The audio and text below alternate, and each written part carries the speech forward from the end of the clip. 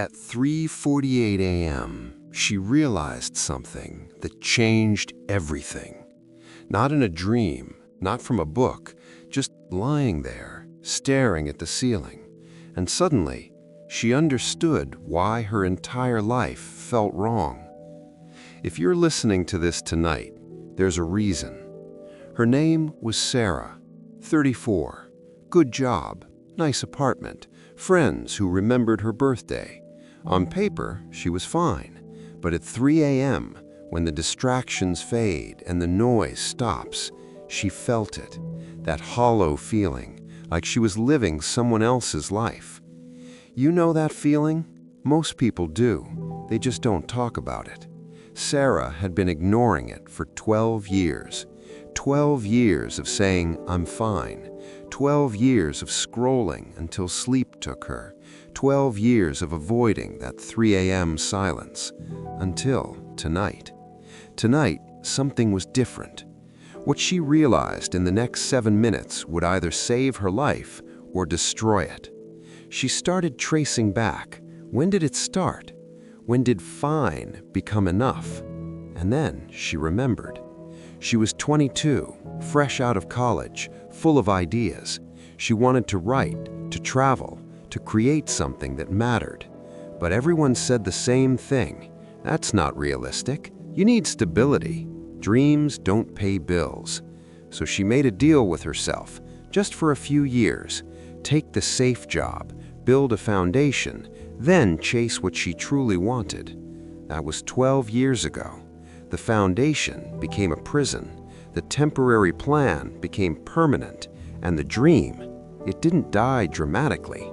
It just faded, like a song played too quietly to hear. But here's what Sarah realized at 3 a.m. that changes everything. And if you've ever felt this way, you need to hear this. She asked herself a question. Simple, quiet, but the kind that cracks you open. If I keep living exactly like this, will I be okay with it at 60? The answer came immediately. No, not even close. And that's when the real truth hit. The tragedy wasn't that she'd failed, it's that she'd succeeded. She'd become exactly what everyone told her to be, responsible, stable, safe. And in the process, she'd erased herself. She thought of her younger self, that 22-year-old with notebooks full of dreams. What would she think seeing this life? Would she be proud, or would she feel betrayed?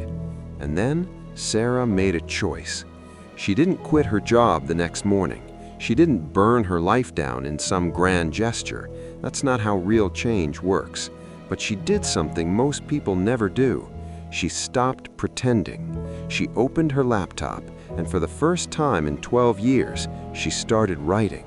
Not for anyone else, not for money, not even to be good, just to remember what it felt like to create something, to feel like herself again. The first sentence took 20 minutes. The second came easier. By sunrise, she had 3 pages. They weren't perfect, they weren't profound, but they were hers.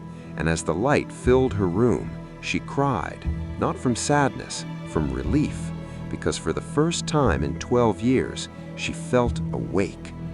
Here's what Sarah learned that night and what you need to know. The life you're living isn't wrong, but it might not be yours. There's a difference between being fine and being alive, and most people never figure that out until it's too late. You don't need to quit your job. You don't need to move across the world. You don't need a dramatic transformation. You just need to stop abandoning yourself. That thing you used to care about, the one you promised to get back to someday. What if someday is tonight? Not to become famous, not to prove anything, just to feel like you again. Sarah still has her job. She still pays her bills.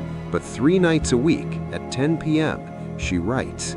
And slowly, quietly, she's becoming someone she recognizes.